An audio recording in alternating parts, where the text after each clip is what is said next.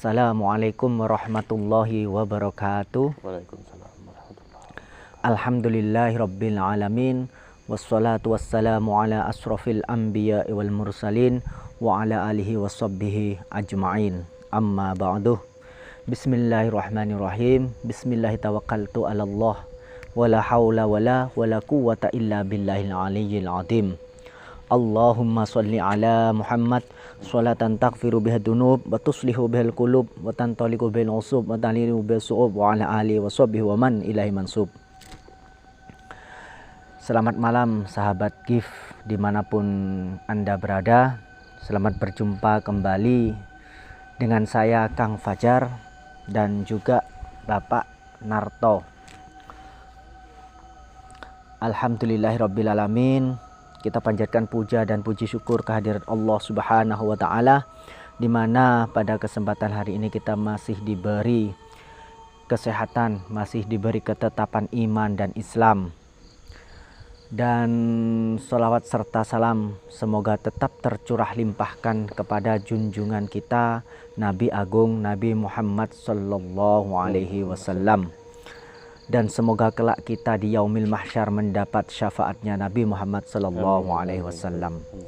Sahabat GIF yang dimuliakan Allah, kali ini kita akan mendatangi rumahnya, silaturahmi ke rumahnya Bapak Lurah dengan Bapak Narto untuk mengklarifikasi, untuk menanyakan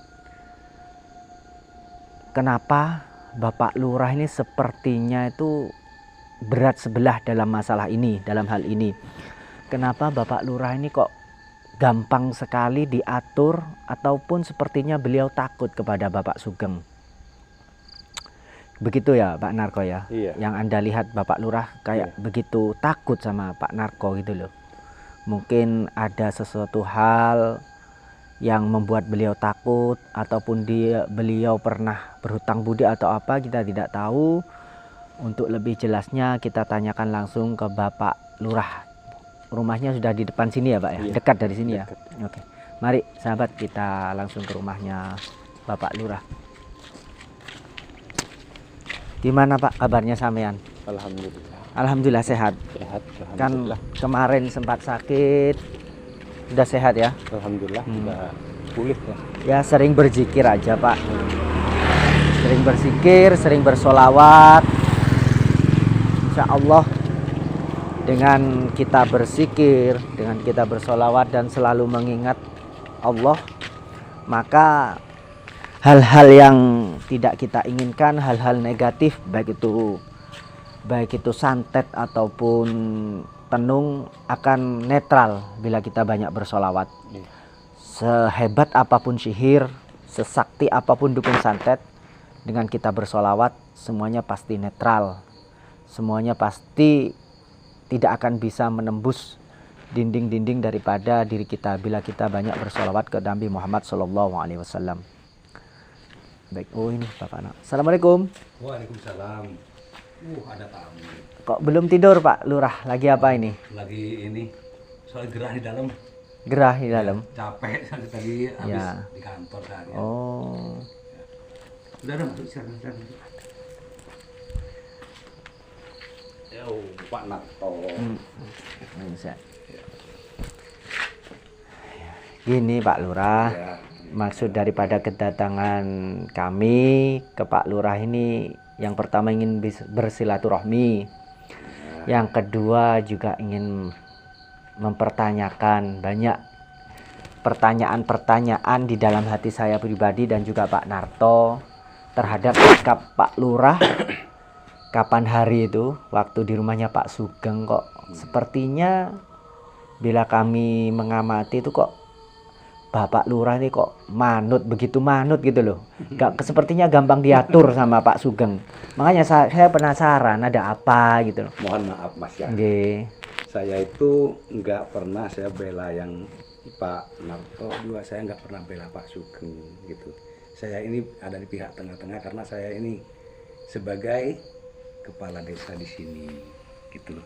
Jadi saya cuman nggak mau ada kegaduhan, ada keributan gimana soal kampung saya ini, desa saya cuma aman, supaya aman gitu loh, nggak ada yang begini-begini ini gitu, nggak saya nggak apa namanya itu ya, nggak punya maksud untuk membela Pak Sugeng, juga nggak membela Pak Narto gitu.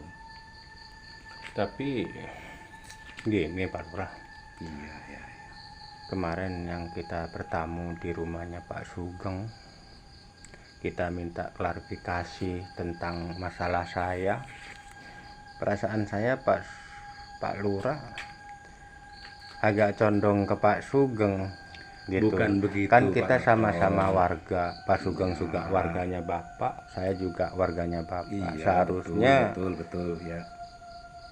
Pak Lurah lebih bijaksana menyingkapin masalah ini, jangan main usar-usir kayak gitu. Kan yang suruh ngusir kan yang punya rumah. Kita juga kalau di rumahnya Pak Sugeng, saya nggak punya kekuatan apa-apa, karena saya juga di situ sebagai tamu juga. Nah, terkecuali Pak Narto ada di kantor saya, di kantor kelurahan, itu wewenangnya ada di saya.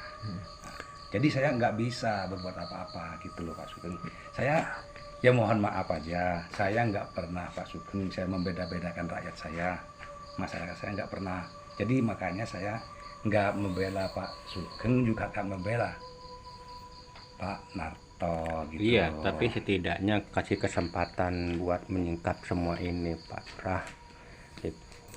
Andai kata disuruh usir kan waktu masih panjang, kalau masih jam 8 gitu. Tapi memang sepertinya Bapak Lurah ini begitu nurut gitu loh sama Pak Sugeng itu. Memang Pak Sugeng kan di sini dituakan, tapi beliau sendiri kan punya wewenang, dia lurah gitu loh. Lurah Kenapa di sini. Pak? Apa Yang takut disantet gitu aja udah benar-benar. Saya itu nggak pernah takut santet, karena saya nggak percaya mistis Mas. Nggak percaya mistis, saya nggak pernah takut itu gitu. Jadi kejadian waktu kemarin itu, makanya saya nggak membela yang mana enggak, karena makanya saya minta saksi. Iya, benar. Kalau sebagai kepala desa, sebagai aparat memang harus ada saksi, ada bukti. Kalau nggak ada bukti, nggak ada saksi, itu saya nggak bisa. Secara logika aja lah Mas ya. Ya gimana lagi ya Pak, masyarakat di daerah sini itu sudah tahu bagaimana Bapak Sugeng itu loh. Beberapa saksi yang pernah dihubungi oleh Pak Narto ini awalnya saksi itu mau untuk menjadi saksi itu loh, saksi di desa. Tapi setelah hari H mereka jadi saksi, mereka mundur, mereka takut.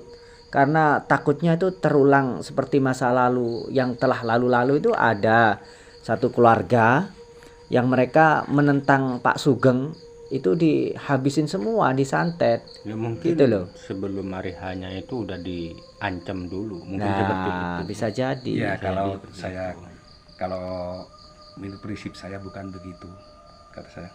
Saksi-saksi tadi kenapa nggak mau? Ya, bukan karena takut sama Pak Sugeng itu. Karena yang jelas itu fakta-faktanya itu nggak begitu real, nggak begitu jelas. Jadi dia takut gitu loh. Kok kalau itu jelas semua, ngelihat dengan mata kepala saya sendiri terus jelas, itu kan dia berani. Ini ada lagi satu informasi Pak yang perlu Bapak ketahui. Iya. Ini dari orang terdekat Bapak sendiri loh ya. Iya. Informasi tersebut datang dari Pak Paiman Hangsip, Pak Hangsip. Iya. Kemarin saya datang, kemarin malam itu datang ke mencari Pak Hangsip tersebut. Kemudian saya mengorek dan mendapatkan banyak keterangan yang sangat mengejutkan. Karena beliau waktu ada Bapak juga kan terkena serangan gitu loh. Tiba-tiba sakit perut. Lah habis gitu besoknya lagi kok dia berubah pikiran yang sebelumnya dia bilang bahwa dia pernah melihat Pak Sugeng sama Bu Tutik itu naik sepeda motor bersamaan. Lah kok dia bisa berbalik lidah bahwa dia tidak pernah melihat mereka bersama. Lah kemarin itu saya ketemu sama Pak Hansip itu, saya desak terus, saya suruh dia bilang jujur, sejujur-jujurnya. Akhirnya dia membuka sedikit bahwa apa yang dia katakan itu kemarin adalah bohong, bahwa dia tidak pernah melihat. Sebenarnya dia pernah melihat, ya seperti pengakuan awal dia pertama, dia pernah melihat istri Pak Narto ini bersama Pak Sugeng, cuma berboncengan. Cuma waktu itu dia takut kalau bilang yang sesungguhnya, takut karena dia sendiri sudah merasakan 2 kali diserang seperti itu, padahal dia sendiri tidak punya riwayat sakit apapun, dan juga dia sudah pernah periksa ke dokter tidak ada penyakit apapun, kok dia merasakan sakit yang luar biasa di perutnya gitu loh. Makanya dia takut mau ngomong yang sejujurnya gitu. Tapi kalau sama saya Mas ya, kalau Pak Paiman itu bilangnya cuma kena emah. Memang sudah punya penyakit emah udah lama gitu. Bener bilang gitu ke sampean, gitu, soalnya takut. Dia sudah tahu, dia juga memberi bocoran juga ke kita bahwasanya Pak Sugeng itu kejam orangnya, dia dukun hitam, dia juga punya ilmu santet gitu loh. Makanya dia takut mau ngomongin sebenarnya. Kalau saya sendiri nggak pernah tahu, nggak tahu kalau Pak Sugeng itu punya santet, saya nggak pernah lihat gitu. Dan dia juga mengasih bocoran pada kita bahwasannya dalam pemilihan pilkades yang dulu-dulu gitu, Bapak itu sering minta tolong ke Pak Sugeng gitu. Ya, begini, makanya Mas, ya. sampean itu tunduk gitu loh, Pak. Maaf saja Mas ya, kalau masalah minta tolong itu, saya itu sebagai mau nyalonkan kepala desa itu bukan hanya ke Pak Sugeng, bahkan ke dukun banyak dukun Mas yang saya minta tolong. Memang namanya juga orang mau magang, pasti saya minta tolong gitu. Memang saya minta tolong. Kenapa, Pak? Astagfirullahaladzim. Kenapa? Loh, kenapa? Sering kayak gini nih, Pak. Astagfirullah. Duduk aja. Kalau sampean mungkin mengiranya sakit biasa ini, Pak. Nggak sakit biasa, Bapak ini. Orang sudah diperiksa kok. Saya nanya Ya. dulu ke Pak Narto ya. Sudah ke rumah sakit, ke Sudah, dokter? Pak. Udah nggak pernah sakit kayak gini aku. Terus katanya dokter gimana? Nggak ada apa-apa. Di Kalau rongsen nggak ada juga apa-apa, nggak kenapa apa-apa. sakit? Ya makanya itu. Kok gak percaya bapak ini, Pak Lurah ini? Bukan nggak percaya Mas, ya logika aja. Kalau orang itu nggak ada penyakit, sehat-sehat saja ya normal. Kenapa sakit? Gitu loh. Ya namanya ini yang dinamakan ilmu magic, Pak. Aduh, Pak Santet Ustaz. ya kayak gini ini tidak tampak memang. Saya itu nggak pernah percaya sama santet. Bapak baru percaya kalau Bapak udah mengalami santet sendiri gitu loh. Karena saya nggak pernah Mas, gitu loh. Sampean nggak percaya sama santet, tapi waktu pilkades sampean minta tolong sama dukun Sugeng itu. Kan sama saja. Kalau minta tolong itu bukan minta tolong masalah santet Mas. Harus nyatet ini nggak pernah Mas. Yang saya minta tolong itu minta tolong supaya lancar, nggak ada apa-apa, supaya jangan isi saja. Ya sebentar Pak, terserah Anda percaya apa enggak. Bapak terserah sebentar, saya mau Bantuin ini. aja Ustaz, Bismillahirrahmanirrahim. kasihan nih. Bismillahirrahmanirrahim. Lurahnya dibilangin susah. Bismillahirrahmanirrahim. Asyhadu an la ilaha illallah wa asyhadu anna Muhammadar Rasulullah. Pak, sebut Allah di dada ya, Pak ya.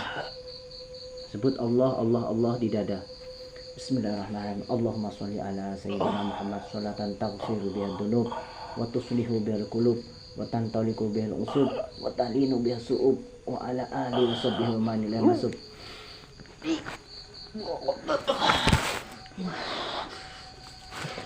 Tahan, Pak. Ada apaannya Ustaz? A'udzubillahi minasyaitonirrajim. Bismillahirrahmanirrahim.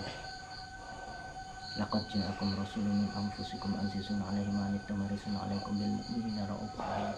Fa in talaw faqul hasbiyallahu la ilaha illa huwa tawakkaltu wa rabbul arsyil adzim.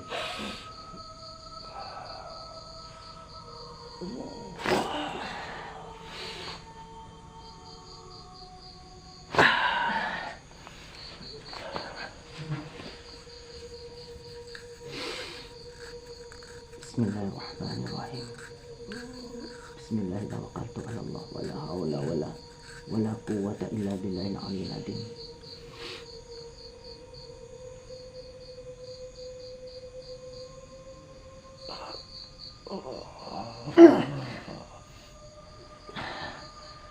Atur nafas, Pak. Atur nafas, tarik nafas. Ada Allah, apa? Allah, Allah, Ya Ustaz, Allah, Allah. ada apa nih? Ya ada semacam serangan.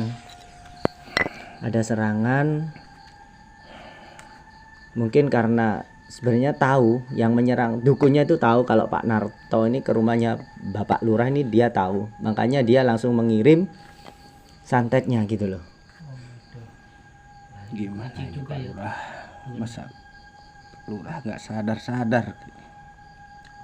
Ya karena gini Pak Narto, ya bukan saya nggak sadar, saya sadar, 100% sadar. Gimana Pak? Mendingan Pak. Alhamdulillah. Banyak bersolawat Pak. Biar Allah. Memang kalau ilmu magic kayak gini, ilmu santet sulit dibuktikan Pak. Dengan logika itu memang Maka sulit. dari itu Pak. Memang sulit. Ya. Maka dari itu karena nggak tahu, saya nggak tahu, masanya nggak tahu. Masukin saya juga nggak ngelihat. Ya jelas namanya aja goib Pak. Makanya aja goib. Saya nggak tahu. Kalau sebagai kepala desa juga sebagai aparat, saya ini hanya tahunya bukti, saksi, hanya itu. Baik, benar itu yang Bapak Lurah bilang benar. Tapi kalau bisa ya Pak, sebelum Bapak Sugeng itu dimasa oleh masyarakat gitu loh, alangkah baiknya jika Anda memperingatkan Bapak Sugeng itu agar tidak menggoda-goda lagi istri orang gitu loh. Saya itu Kalau menurut penerawangan saya Pak, nggak cuma istrinya Bapak Narto aja yang digoda, Mas, banyak korbannya. Tapi karena takut gitu loh, masyarakat itu takut mau lapor, jadi mereka diam, lebih banyak diam. Kalau menurut penerawangan saya bukan hanya satu korbannya, bukan hanya istrinya Saya Bapak begini, Narto Mas. ini aja. Kalau katanya Mas tadi, saya suruh nasehatin Pak Sugeng. Iya benar. Saya sudah sering, bahkan waktu masalah perselingkuhan ini saya sudah interogasi. Terus gimana hasilnya Pak? Dia nggak ngomong, nggak bilang sama saya. Masih nggak ngaku. Nggak ngaku gitu loh. Jadi makanya saya percaya Pak Sugeng kalau Pak Sugeng itu nggak melakukan gitu loh. Soalnya dia, saya tanya interogasi begini, nggak ada. Saya cuma ngantarkan aja. Dia minta antar, saya antar. Gitu ngomongnya. Saya cuma menolong. Ngomongnya begitu. Jadi gimana namanya orang menolong? Gitu. Soalnya saya sendiri juga pernah sendiri ya Pak silaturahmi ke rumahnya Bapak Sugeng. Dia sendiri sudah mengakui bahwa dia punya ilmu hitam gitu loh. Bahkan saya bilang secara baik-baik, saya bilangnya waktu itu Pak, dilepaskan aja Pak ilmu hitamnya itu, dibuang, nggak ada gunanya karena banyak mudorotnya gitu loh. Kalau saya Belum sih lagi banyak. tanggung jawabnya nanti di akhirat, saya bilang Kalau gitu. saya tahu kalau Pak Sugeng itu punya ilmu. Ya. Nah, terus? tapi kalau masalah ilmu hitam, ilmu putih, saya nggak tahu. Taunya kalau Pak Sugeng itu punya ilmu, jadi saya minta tolong di situ supaya saya terpilih lagi jadi kepala desa gitu loh. Bukan Bapak sadar nggak waktu pemilihan pilkades selama 3 kali, kalau nggak salah 4 kali apa 3 kali? 4 kali ya Pak ya.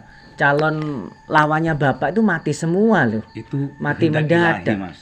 Benar Pak, Kehendak semua ilahi. kehendak ilahi, semua kehendak Allah. Tapi kan ada sebab musababnya gitu loh. Masa 4 kali loh calon lawannya sampai itu mati semua. Masa sampean masih nggak ada pikiran kayak gitu? Kalau saya soalnya kan logika saya pakai, Mas. Saya nggak pernah minta tolong ke Pak Sugeng ini, minta tolong orang itu sadet, orang ini nggak pernah, Mas. Karena saya tahunya Pak Sugeng itu punya ilmu, cuman ilmunya itu saya nggak tahu, ilmu hitam ke ilmu apa nggak tahu gitu loh. Saya nggak Mungkin pernah. sampean bisa bilang begitu karena sampean belum mengalami sendiri. Kalau sampean mengalami atau keluarga sampean mengalami santet seperti ini, pasti Anda akan percaya gitu loh. Ya semoga aja tidak terjadi gitu loh Pak. Kalau itu karena apa kehendak Allah aja. Yes, semoga nggak terjadi. Gimana Pak Narto? Udah mendingan? Alhamdulillah. Bisa berdiri nggak? Bisa, insya Allah bisa. Ya udah.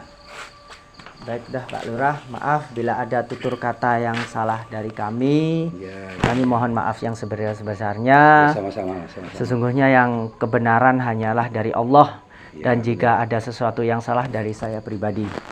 Ya, sama-sama. Baik, mohon pamit undur diri. Ya. Mari. Assalamualaikum. Waalaikumsalam warahmatullahi wabarakatuh. Mari Pak. Kita ngomong di sana, Baik. Ustaz. Ngomong di sini. Tadi saya tuh jengkel ke apa? Ke Pak Lurah ini tetap masih nggak percaya.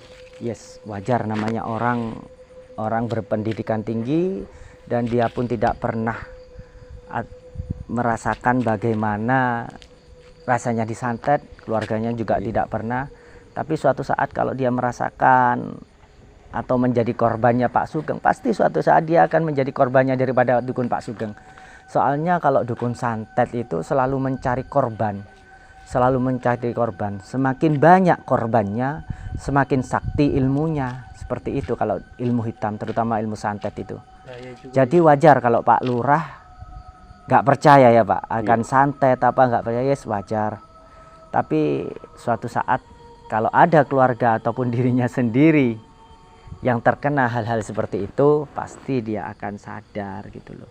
Baik sahabat GIF, mungkin cukup sampai di sini penelusuran yang kita lakukan. Kita lanjut besok atau kapan hari lagi untuk menelusuri kasus ini sampai tuntas gitu loh Pak. Karena sudah gimana pun saya sudah ikut andil mulai awal dan harus selesai sampai akhir gitu loh. Iya. Baik sahabat GIF, cukup sekian dari kami. Selalu sholawat dan selalu beristighfar dimanapun Anda berada. Wabillahi taufiq wal hidayah wal inayah. Wassalamualaikum warahmatullahi wabarakatuh.